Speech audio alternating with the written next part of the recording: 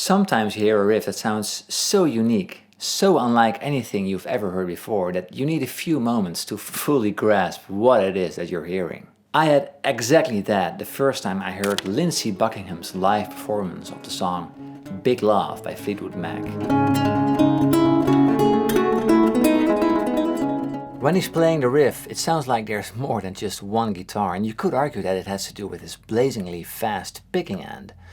But I believe it's more because of the technique he uses. Most live versions is him playing a nylon string with some reverb. So let me first get to that. I need some reverb.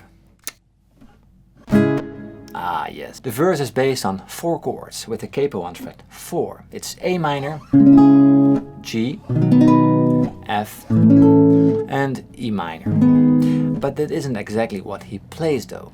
He holds down the A and the E of that A minor chord during the entire riff, only changing the bass notes.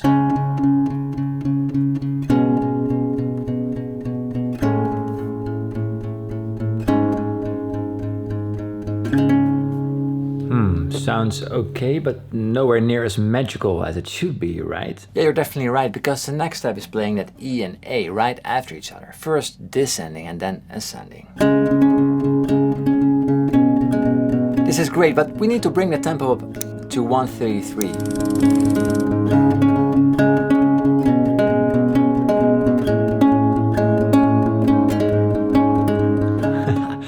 That's nice, but still not there, right? Yep, you're right, again. Here is the magic. In between of those 8th notes, he does a little hammer on from the D to the E on the D string. On the very first note of each bar, he plays the D string open together with the bass note for just a 16th note, after which he does the hammer on to the E. So the E falls exactly in between of those 8th notes of the bass, almost creating the illusion of a second guitar line in there.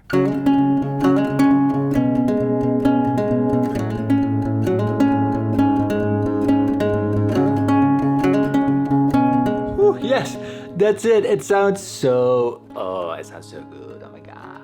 In the chorus he uses the same techniques, but now we suddenly move away from that A minor sound that's droning on in the verse to a darker sound. We quickly jump from F to E, still using that 16th note hammer-on technique.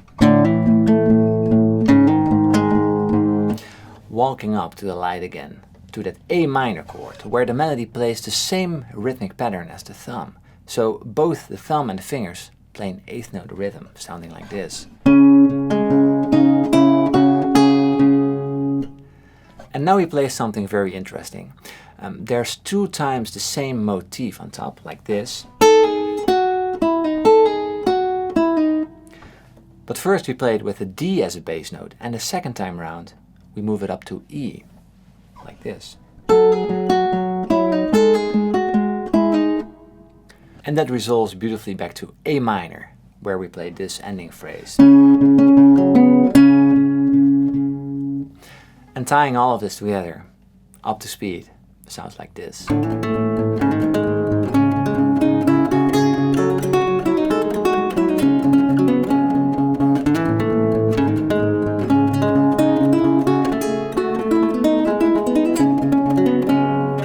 The second time around we end with a little different and pretty confusing syncopated pattern, but straight up awesome sounding, by the way. It sounds like this.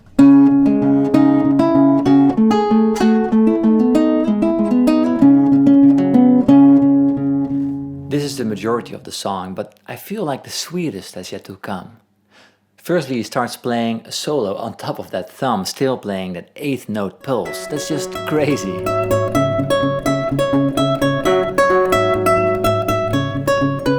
But that's not what I wanted to talk about, because after that part he jumps into an almost mysterious sounding riff, playing just 3 chords in a blazingly fast picking pattern where he alternates between the thumb and the fingers to create the illusion of more than just one guitar. It's 3 chords, an A minor add 9 in the 5th position,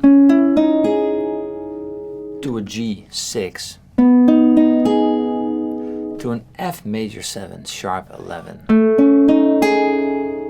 and back to a G6. It's just the root and the third of each chord, together with an open B and E string. It sounds dreamy and a bit mysterious, and the picking technique used fully supports or even exaggerates that feeling. Let me explain. First, we start off with the thumb just playing this.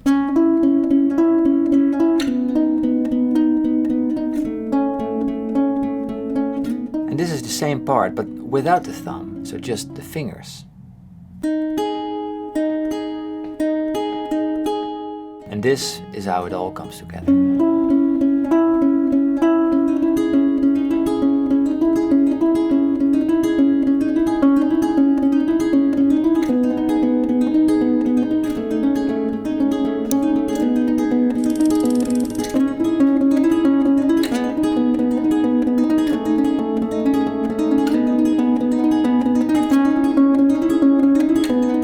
Astounding, isn't it?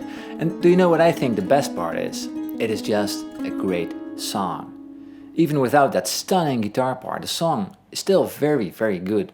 So during all of this guitar badness, Lindsey is singing, performing, and telling a story. So it's not all there to show off how fast he can pick. It's not there to stun the listener and take away from the song. No, it enhances the entire experience and leaves you with the feeling that you just witnessed something truly great.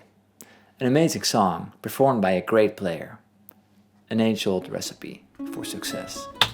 Howdy friends, one real quick thing I'd like to share with you. After months of hard work, my brand new guitar course for intermediate players is almost finished.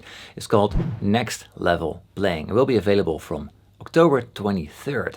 But right now I'd like to show you a free sneak peek from the course. It's all about improvising on a basic level, but I think there's some great value in it for everyone. To check it out, simply go to nextlevelplaying.com or follow the link below that like button.